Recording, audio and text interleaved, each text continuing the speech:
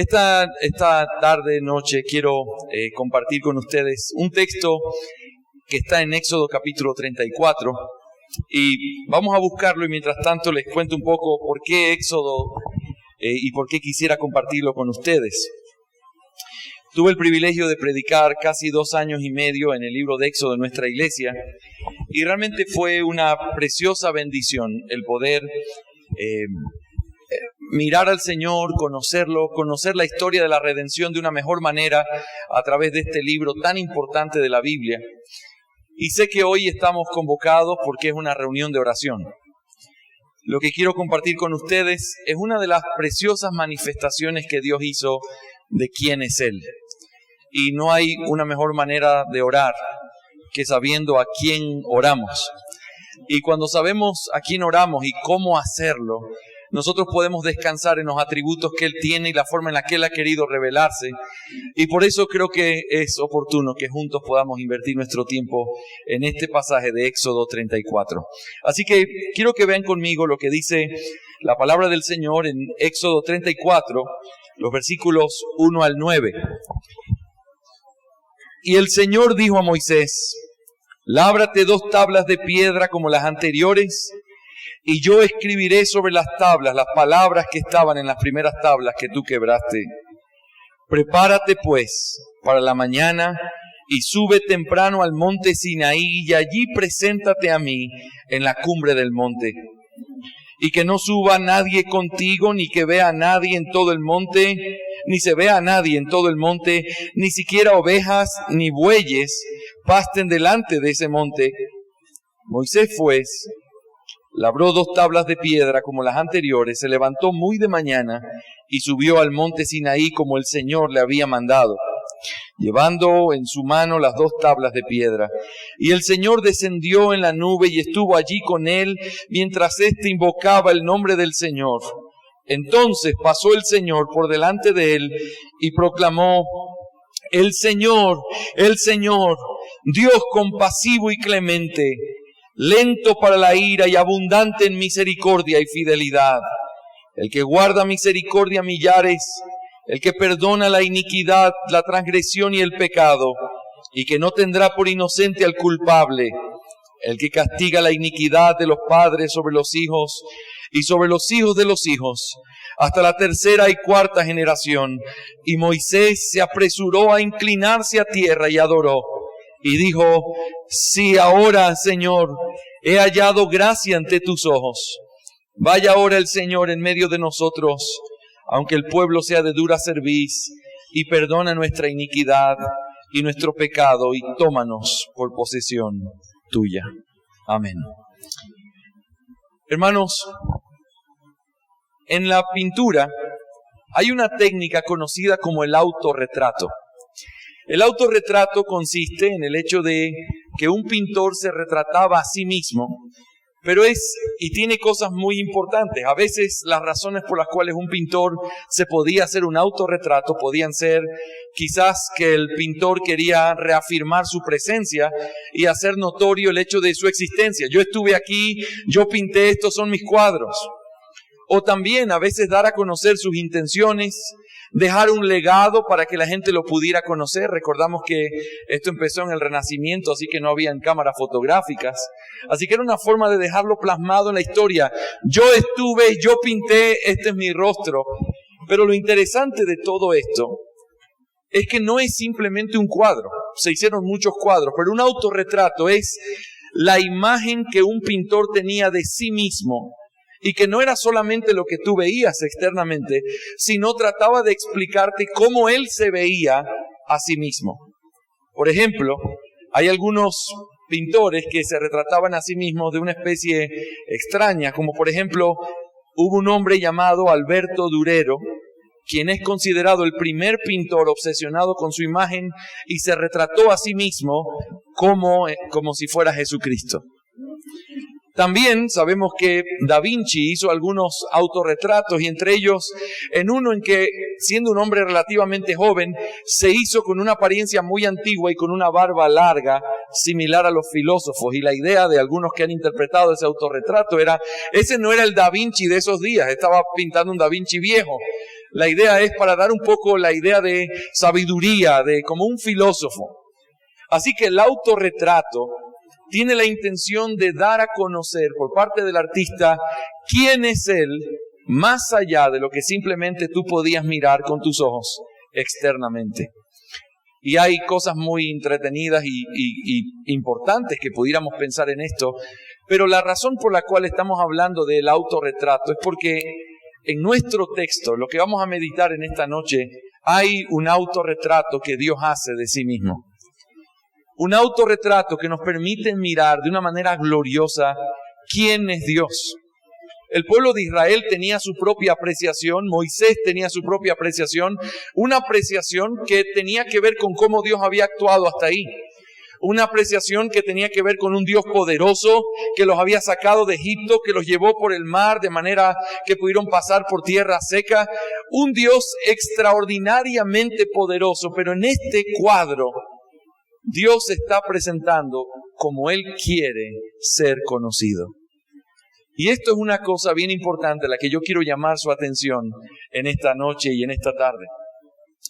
Este pasaje es directamente el resultado de cuando Moisés le dice en el capítulo anterior, Señor, muéstrame tu gloria.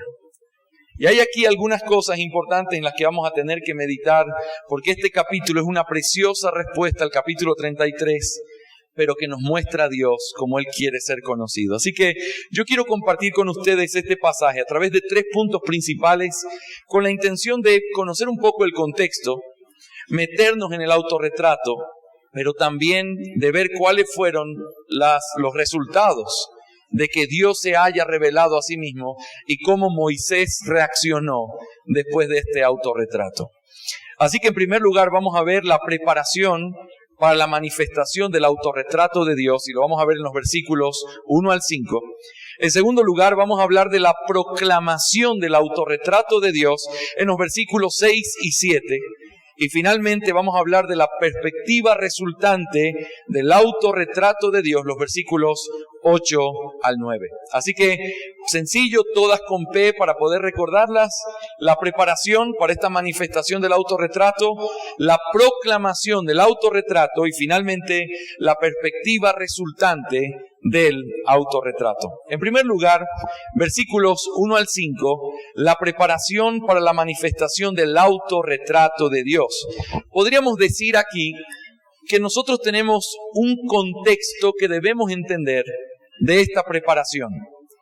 El pasaje empieza con estas palabras: y el Señor dijo a Moisés. Nosotros tenemos que prestar atención en estos textos de conexión porque nos enseñan que lo que se está diciendo viene conectado con algo que estaba sucediendo antes. Estas palabras muestran que lo que Dios le va a decir ahora a Moisés es el resultado de una conversación que Moisés está teniendo con Dios y una petición que Moisés le hace a Dios resultante de lo que sucedió en el capítulo 32.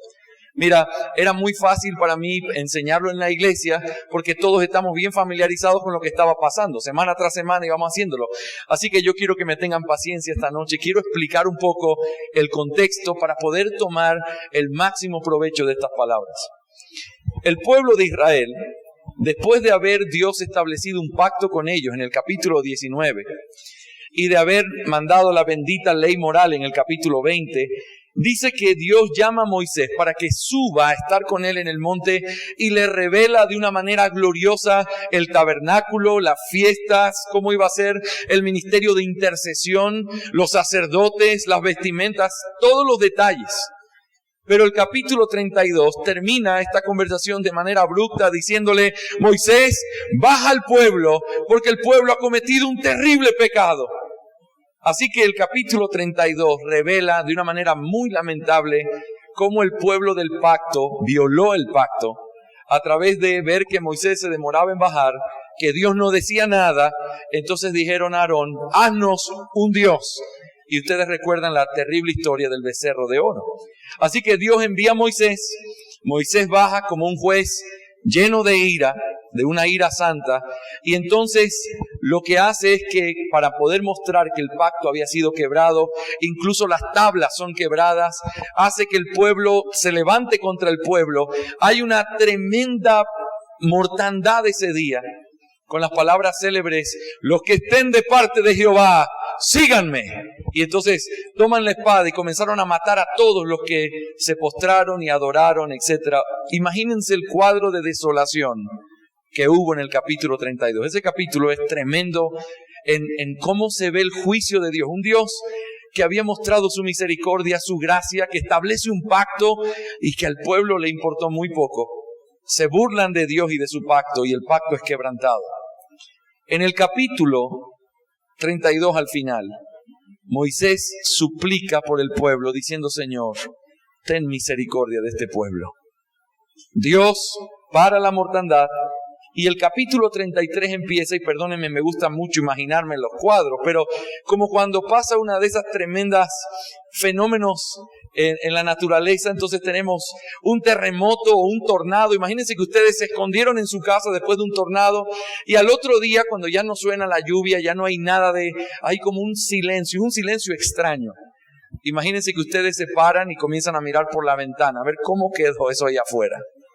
Todos los árboles arrancados, los cables de electricidad caídos, los carros volteados. Y uno mira qué fue lo que pasó después de tremenda tempestad, de tremendo tornado, lo que sea que haya pasado. El capítulo 33 es como eso. Es como el pueblo de Israel, me lo imagino, levantándose y mirando por la ventana y mirando qué había quedado después de lo que Dios había hecho por causa del pecado que cometieron. Así que en el capítulo 33 nosotros vemos un maravilloso cuadro de Moisés como mediador.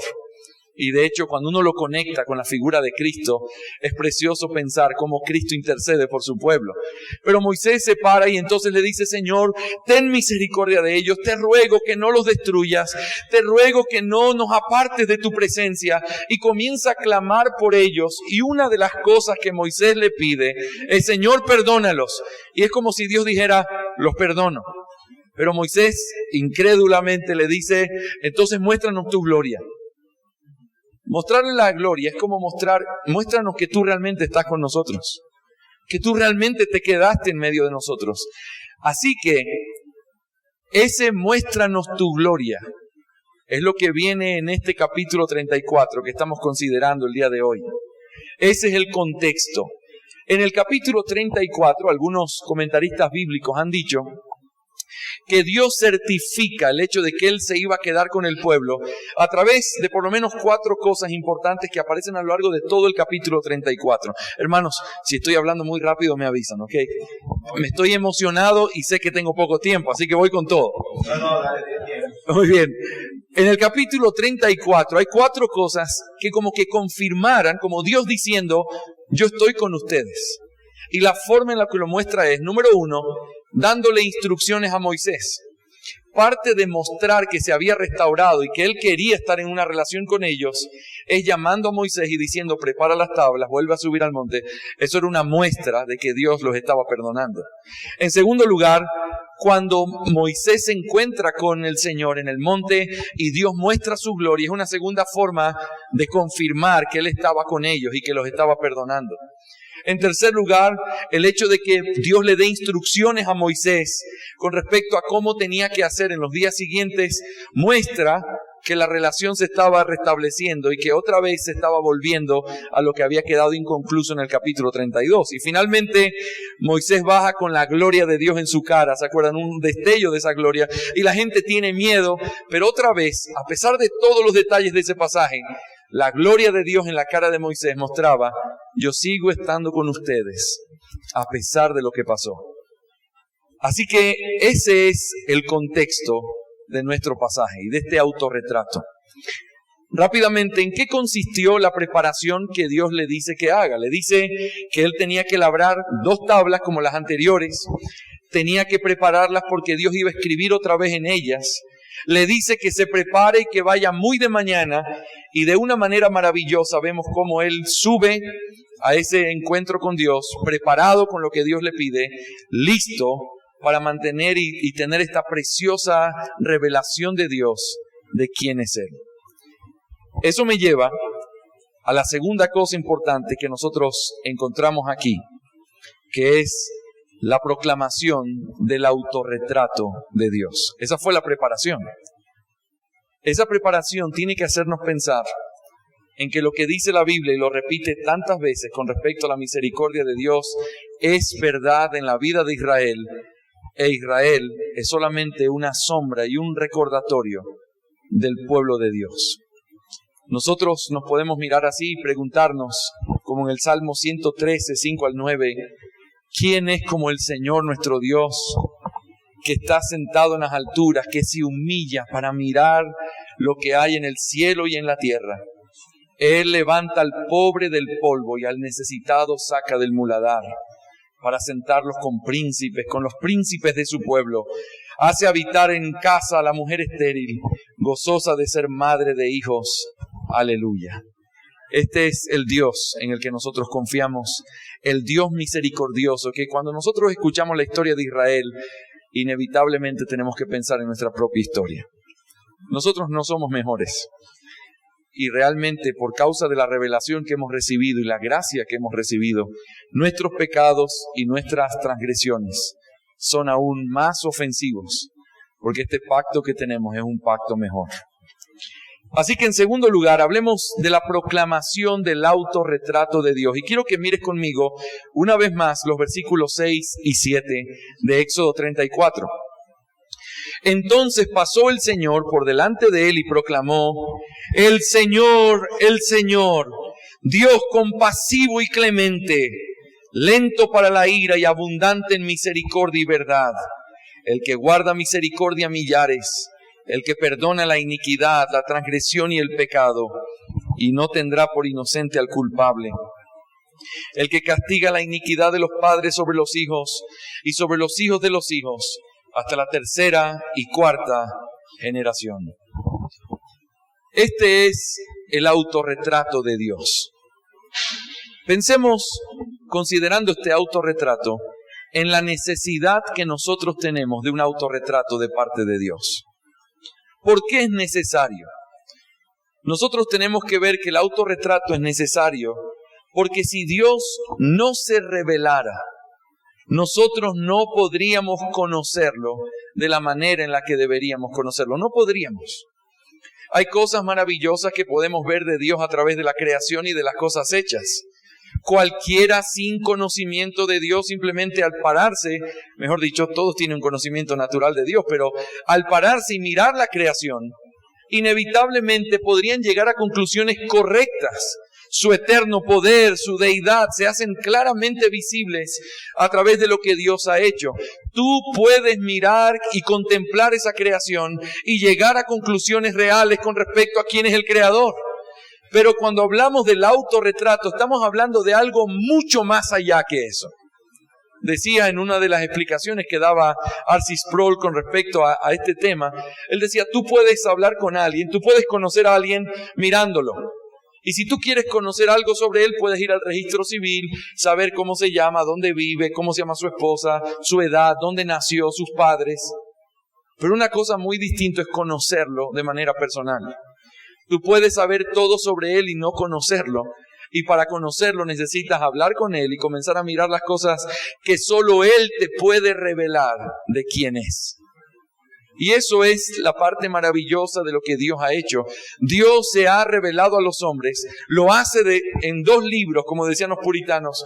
Un libro que es su creación, un libro donde los hombres pueden saber mucho más que simplemente cosas básicas. Pero el libro más importante, su palabra, su revelación especial, a través de la cual revela quién es y cómo debe ser conocido. Hermanos, nosotros tenemos una lucha constante por tratar de tener una imagen correcta de quién es Dios. Y en esa lucha nosotros todo el tiempo tenemos y estamos conectados con qué es lo que nosotros creemos, qué aprendimos y cuáles son las perspectivas que tenemos, y eso nos da como consecuencia la idea de quién es Dios. Por ejemplo, alguien ha dicho, y lo ha dicho con mucha sabiduría, que la imagen que uno tiene de su Padre terrenal revela mucho de la idea que va a tener esa persona de quién es Dios. Yo le doy gracias a Dios por la vida de mi padre. Él murió hace 1 año y un poco más. Y fue un hombre compasivo, misericordioso, cariñoso. Y puedo decir que mi visión de Dios o un padre amoroso no fue tan difícil dada la conexión de lo que yo viví. Pero la verdad es que así como yo tuve esa maravillosa bendición, hay muchas personas que no la tuvieron. Y entonces su propia perspectiva de quién es Dios comienza a luchar con la idea de un hombre o un padre, mejor dicho, amoroso, tierno, servicial, que provee, que cuida. No lo pueden llegar a mirar así porque tienen algo en su mente con lo que luchan. Cualquiera que sea lo que está condicionando nuestro entendimiento, tiene que ser pulido vez tras vez a través de lo que la palabra de Dios dice. Por eso es tan importante el autorretrato de Dios. Es como que tú estuvieras haciendo un cuadro y entonces tienes que volver a mirar el paisaje que estás tratando de poner en ese cuadro. Todo el tiempo estás mirando para ver si tu dibujo, tu representación es correcta, conforme a lo que tiene que ser. Nuestra mente es tan vulnerable, tan cambiante, que necesitamos urgentemente un cuadro que nos revele quién es Dios. Somos por naturaleza fáciles de inventarnos dioses ajenos y dioses falsos, producto de nuestra propia imaginación. Así que un autorretrato es una inmensa necesidad en nuestro peregrinaje como creyentes. Pero no solamente podemos hablar de la necesidad, sino también de la realidad presente del autorretrato de Dios. Y esto podríamos pensarlo en las palabras que el texto nos describe, de cómo fue que Moisés vio este cuadro de Dios, o esta preciosa presencia de Dios. Dice que lo vio mientras el Señor pasaba delante de él. Es interesante, no está quieto como cuando tú miras algo con detenimiento. Cuando tú quieres analizar algo profundamente, lo paras delante de ti y comienzas a mirarlo. Cuando algo está en movimiento, no tienes la capacidad de mirarlo con todo el detenimiento. Tienes una idea de lo que viste, pero no es una mirada tan profunda, tan perfecta, porque fue simplemente de paso. Y eso nos recuerda 2 cosas importantes que tenemos que tener en nuestra mente cuando hablemos del autorretrato de Dios. La primera vez, tenemos que recordar la distancia infinita que hay entre nuestro Creador y nosotros. ¿Qué significa eso? Que aunque nuestro conocimiento de Dios es correcto a través de la palabra y es veraz, siempre estará limitado a nuestra capacidad como criaturas. Siempre podremos asimilarlo con las formas que nosotros podemos dentro de esto finito, tratando de contemplar al infinito. Y eso es una realidad que no podemos olvidar, pero también tenemos que recordar que no solamente es nuestra capacidad limitada como criaturas, sino también nuestra lucha constante con el pecado y con nuestras propias luchas en la mente, lo que no nos permite mirar a Dios de una manera detallada, tal como deberíamos en esta vida. Pero eso nos recuerda la esperanza gloriosa que tenemos, ¿sí o no? Va a llegar un día donde vamos a seguir siendo criaturas y vamos a seguir teniendo la misma distancia infinita entre nosotros y el Creador, pero por lo menos el pecado ya no estará en medio y podremos mirarlo de una manera un poco más clara a ese glorioso Señor al cual vamos a poder contemplar para siempre jamás. Amén. Ahora sí hablemos del contenido de este autorretrato. Es necesario, hay una realidad presente limitada, pero esto es lo que el Señor revela de sí mismo y es maravilloso. Antes de poder mirar y agrupar lo que el Señor nos dice aquí, hay un paralelo bien importante en Éxodo 19 y Éxodo 34. Solo quiero que lo recuerden conmigo a manera de práctica en nuestra mente. Éxodo 19 es un capítulo importantísimo en la palabra de Dios, porque revela el momento en el que el pueblo de Israel está empezando a tener ese pacto con Dios. Dios los llama, los saca de la tierra de Egipto para convertirlos en su especial tesoro, pero estando ahí, entonces le dice a Moisés en Éxodo 19 que tiene que llamar al pueblo y que en un momento indicado, cuando el pueblo venga, tienen que llegar hasta cierto lugar de la montaña, porque Dios se iba a manifestar y entonces iba a establecer un pacto con ellos y les iba a decir qué hacer. Ahora, es muy interesante, porque cuando empieza la función, por decirlo así, Dios comienza a manifestarse y le llama al pueblo, diga al pueblo que venga. Y la escena que nosotros vemos es un monte que comienza como a tambalearse, como que se movía el monte. Ustedes están rodeados de preciosas montañas. Imagínense estar a las faldas de esas montañas y sentir como que literalmente se están moviendo y como que pudieran caer sobre ustedes. Truenos, relámpagos, tempestades, la voz de Dios sonando como truenos. Ese pueblo ni siquiera pudo salir de donde estaban y le pidieron a Moisés que por favor llamaran, que él viniera y que él vaya en representación de ellos para que haga una especie de mediación y que Dios le diga a él lo que él quiera decirles y que luego regrese y les dé el recado y que ellos iban a estar listos para hacer lo que Dios les había pedido. Esa es la idea. Ahora, cuando uno mira eso, uno pensaría, pero eso me suena a desobediencia cuando el pueblo, Dios le dice que suban y el pueblo dice, no vamos. Por favor, Moisés, tú ve y nosotros te esperamos. Pero cuando uno mira los versículos paralelos en Deuteronomio, cuando Moisés le vuelve a repetir a los hijos de estos hombres que ya habían muerto, esto fue lo que hicieron sus padres, y en vez de subir, me llamaron para que yo hiciera mediación por ellos, y el Señor dice, hicieron bien. Hicieron bien. Dios les dijo que suban, y ellos no quisieron subir, y entonces uno comienza a entender el cuadro. ¿Qué es lo que Dios quiso mostrar en Éxodo 19? Un Dios todopoderoso, lleno de todo el poder y toda la gloria, una distancia infinita entre Él y sus criaturas, de manera que pedir a un mediador entre ellos y Dios era exactamente lo que Dios estaba esperando que ellos hagan. Aquí seguimos viendo al mismo Dios, pero ahora lo vemos en una condición completamente distinta. Ya no es el Dios tratando de mostrar su poder frente a un pueblo con el que se va a establecer un pacto. Ahora en Éxodo 34 vemos a un pueblo caído en desgracia. Es un pueblo que sabe que ha pecado, que Dios les ha mandado pestes y muerte. Y se acercan a Dios y Dios se muestra a ellos. Pero ya no como el Dios que puede aniquilar a todos o poner su mano sobre el culpable, sino que ahora aparece de una manera completamente distinta. No ha cambiado, pero ahora se revela un asunto completamente distinto delante de ese pueblo. Ya no es el Dios de toda gloria, sino que ahora es el Dios clemente, misericordioso, justo. Y es lo que se realza en este pasaje. Así que todo lo que Dios dice sobre Él, podemos dividirlo en tres cosas particulares aquí. En primer lugar, en el versículo 6, noten con qué empieza estas palabras. Entonces el Señor proclamó, el Señor, el Señor. La primera serie de características que aparecen aquí es su autoridad y su independencia. El nombre que en mi versión de la Biblia de las Américas se traduce como el Señor, es la palabra Jehová, es la palabra del nombre de Dios, que implica el hecho de que Él es el autoexistente, el Dios independiente, que no depende de nada ni de nadie. Es increíble cuando uno mira este nombre, cada vez que aparece en una forma tan importante y poderosa. Por ejemplo, Moisés ya había escuchado este nombre.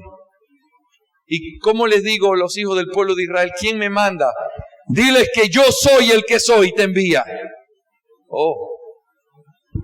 Hay una conexión directa entre su poder, el hecho de que Él es el Dios todopoderoso que no cambia. Él es el que te está enviando y ellos tenían que entenderlo. Así que aparece conectado con el hecho de que Él es el Dios que no depende de nadie, de nada, que existe en sí mismo, que tiene el poder para determinar y hacer lo que Él quiere. Amén. Ese sello, casi siempre nosotros estamos acostumbrados a conectarlo con su ira, su juicio, muerte, condenación. Pero ese mismo nombre autoritario, ese mismo nombre de autoridad poderosísima y total, ahora lo está usando como un sello para decir, yo soy Jehová, el todopoderoso, el autoexistente, y yo perdono a quien yo quiera perdonar. la forma en la que utiliza su nombre de autoridad ahora aparece sellada, hablando de su gracia y su misericordia. Aquí no se presenta al Dios de la ira, se presenta de una manera compasiva al Dios que tiene misericordia del que quiere tener misericordia. El Dios que tiene su nombre y lo utiliza para demandar lo que Él quiere, y todo lo que dice de lo que Él es yo quiero perdonar. Así que lo primero que vemos es cómo Él reclama su autoridad diciendo el Señor, pero luego el segundo línea de argumento que utiliza es su bondad. Y quiero que veas todas las frases que utiliza para hablar de la bondad que Él tiene. La primera frase que aparece en el versículo 6 es Dios compasivo. La palabra compasivo indica su tierna compasión, como la de un padre por sus hijos. Es interesante que esto es lo primero que es señalado aquí, pues lo que nosotros encontramos en este contexto es el contexto de hombres miserables. Moisés le está diciendo, muéstranos que tú no nos has abandonado. Hay un pueblo desolado y en completo pecado. Y cuando él reclama la autoridad de su nombre, dice, yo soy compasivo. Así es como se quiere revelar. Y así es como se muestra compasivo con los miserables. Esta verdad es repetida constantemente en la revelación de Dios. Dios es compasivo, Él es compasivo y Él en su autoridad demanda que así quiere ser conocido, como un Dios compasivo. La segunda palabra que aparece en nuestro texto es clemente. Él es un Dios compasivo y clemente. Esto también puede ser traducido como misericordioso. Él es generoso en sus bondades para con sus criaturas. Él se complace en hacerles bien. No es algo en ellas, sino algo que sale de Él, porque Él quiere. La fuente de su misericordia no es algo en la criatura, es su corazón compasivo, bondadoso y clemente. Yo soy Jehová, compasivo, clemente. Luego dice, lento para la ira, o también paciente. ¿Qué significa paciente en este contexto? Es alguien que retrasa la ejecución de su justicia y alarga la oferta de sus misericordias. Eso significa paciente. No significa que no va a hacer justicia. No va a ser que no va a poner su mano sobre los que están haciendo mal. Lo que está diciendo es, yo soy paciente en retrasar la ejecución de mi juicio sobre aquellos que hacen mal. Él es compasivo, clemente, lento para la ira. Luego dice, abundante en misericordia y verdad. Abundante tiene la idea de un manantial que tiene muchas aguas. Hay misericordia para todos. Esta abundancia en verdad tiene que ver con su fidelidad en cumplir su pacto. Él nunca va a poner, ni nadie debe poner en tela de juicio su fidelidad para con ellos. El Dios que está proclamando su gloria ahí es un Dios abundante en misericordia y verdad. La siguiente frase que usa es, el que guarda misericordia a millares. ¿Qué significa eso? Bueno, una misericordia que se extiende todo lo que se puede extender por causa de su fidelidad y su compasión. Y finalmente dice, y el que perdona la iniquidad, la transgresión y el pecado. Esta es la expresión final de su bondad. Es una expresión bien importante porque muestra hasta dónde Él extiende su misericordia, hasta lo sumo. Y lo sumo es poder perdonar a aquellos que son culpables de todo su juicio. Dios puede perdonar la iniquidad, la transgresión y el pecado. Y esta última parte se convierte en una especie de transición para la última cosa que Él revela de sí mismo, y esa es su santidad. Porque a pesar de toda su compasión, su bondad, su amor y su misericordia, Dios sigue siendo justo. Y por eso dice el texto, y no tendrá por inocente al culpable. Él es el que castiga la iniquidad de los padres sobre los hijos y sobre los hijos de los hijos hasta la tercera y cuarta generación. Quiero que noten el énfasis que Dios hace en este autorretrato o en el contenido de cómo Él quiere ser conocido. Cómo Dios quiso ser conocido delante de este pueblo en miseria. Tengo que decir, no como la forma en la que a veces nosotros mostramos a Dios ante un pueblo en miseria. Es que tienes que recordar que Dios es justo. Es que tienes que recordar que Dios no tiene por inocente al culpable. Es que tienes que recordar que su misericordia un día se termina. Eso es cierto completamente. Pero la forma en la que Dios se revela en este autorretrato debe llamar toda nuestra atención. Dios, el Dios que es digno de toda adoración, el Dios que no hay ninguna sombra de variación en Él, que no hay nada de maldad ni de pecado en Él, cuando se revela delante de un pueblo en miseria, Él quiere ser conocido como un Dios clemente, compasivo, misericordioso. Y esta parte es importante para nosotros hoy, aun cuando oramos. Y quiero que piensen en esto. Cuando uno lee el capítulo 33 sin conocer el capítulo 34, pareciera que Moisés es más misericordioso que Dios. Porque Moisés le dice, como que le estuviera suplicando, Dios, pero si tú sacaste este pueblo, ¿qué va a decir las naciones enemigas? Dios, ten misericordia, acuérdate del pacto, acuérdate, como que estuviera dándole a Dios algo que Dios no tuviera. Y en el momento en que le dice, muéstranos tu gloria, y Dios le muestra su gloria, es como si le estuviera diciendo, tú me pides compasión a mí, no porque tú pienses que yo necesito más compasión. Toda la compasión que fluye de ti es porque yo te la he dado. Yo soy el Dios de compasión. Yo soy el Dios de misericordia. La razón por la que tú me clamas es porque eso es lo que yo soy. Y cuando uno sabe cómo Dios es, entonces puede clamar de la forma correcta delante de Él, sin temor a decir, Señor, yo sé que tú eres un Dios santo, yo sé que tú eres experto en la justicia, pero quizás, Señor, piensa si pudieras darle un poco de misericordia, un poco. No, tenemos que orar conforme a lo que Él es y abrazarnos de esa verdad. Este texto termina en el versículo 8 y 9, hablando de la perspectiva resultante de ese autorretrato. Y eso es que Moisés se apresuró a inclinarse a tierra y adoró. Ese Moisés que estaba pidiéndole a Dios que sea misericordioso, vio con sus propios ojos de pasada a la misericordia misma. Y pasó lo mismo que ha pasado con los hombres de Dios, las mujeres de Dios, a lo largo de la historia. Cada vez que ven a Dios no pueden hacer otra cosa que repetir lo que Job dijo. Señor, yo no te conocía en teoría, te conocía en lo que había escuchado, pero ahora te veo.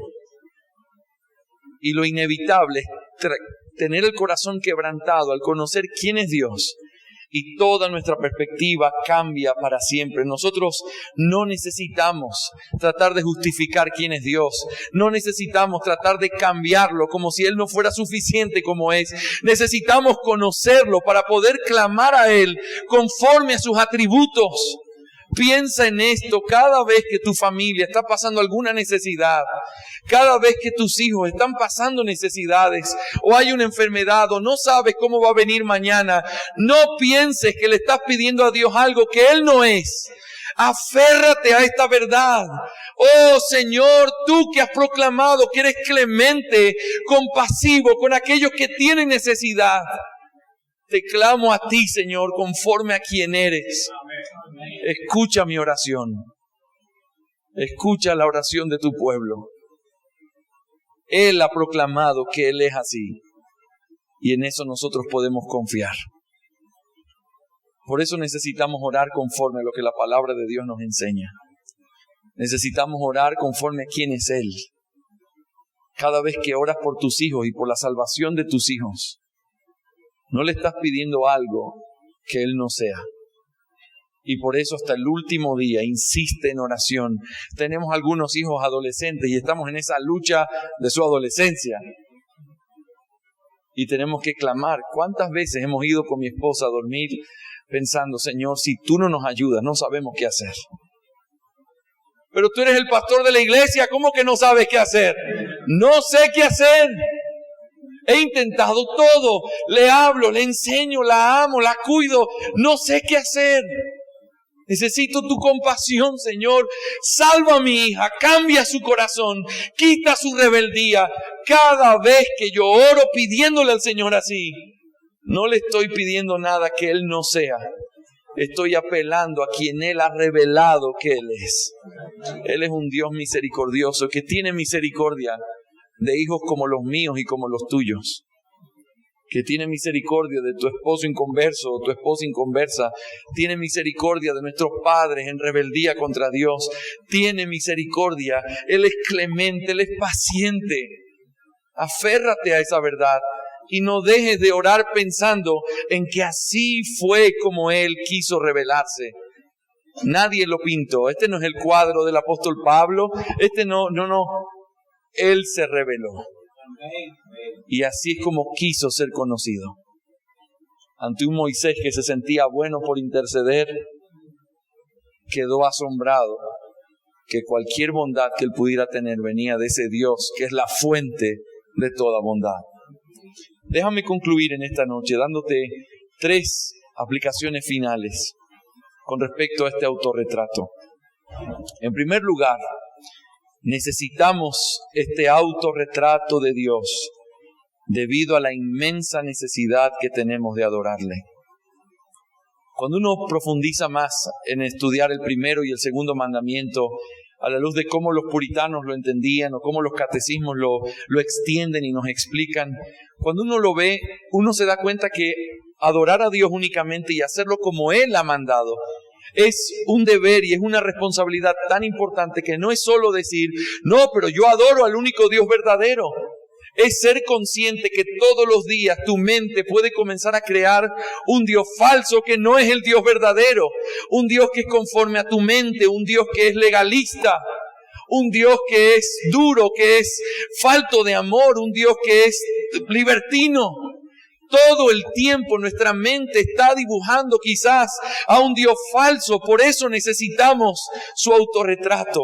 Señor, este cuadro que tengo en mi mente, píntalo conforme a lo que tú eres, conforme a tu palabra. Enséñame quién eres.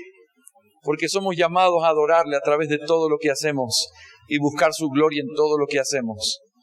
Por lo tanto, necesitamos saber cómo es Él. Y sabes, si es que no lo has experimentado todavía, seguramente sí, nuestra mente es muy frágil. Y sabemos cosas que muy fácilmente las olvidamos. Por eso necesitamos todo el tiempo volver a pintar y a mirar. Cuando mi papá murió, una de las cosas que me daba tristeza era pensar, me voy a olvidar cómo era su rostro. Me voy a olvidar cómo era su voz.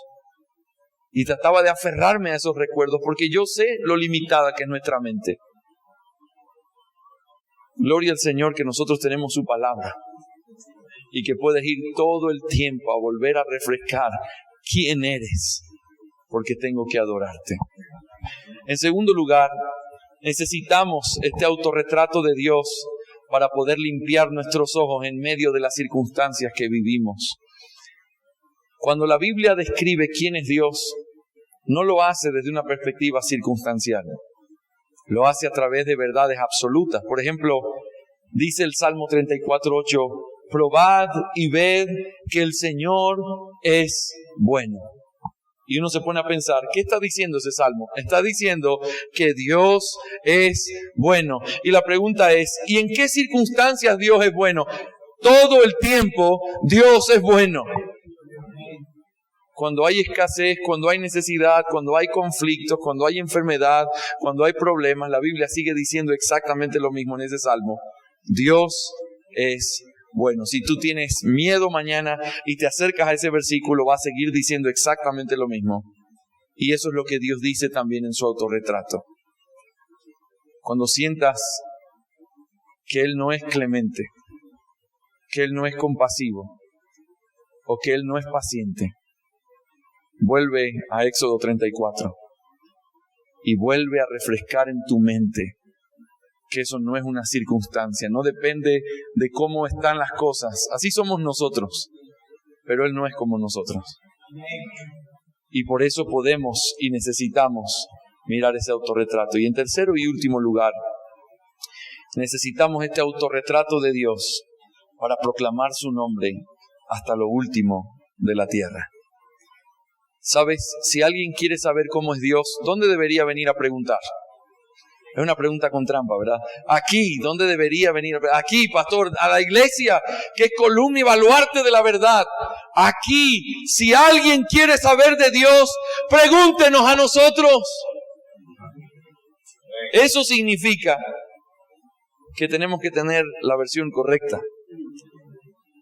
Porque yo estoy de acuerdo con ustedes en que hay un evangelio falsísimo en el mundo.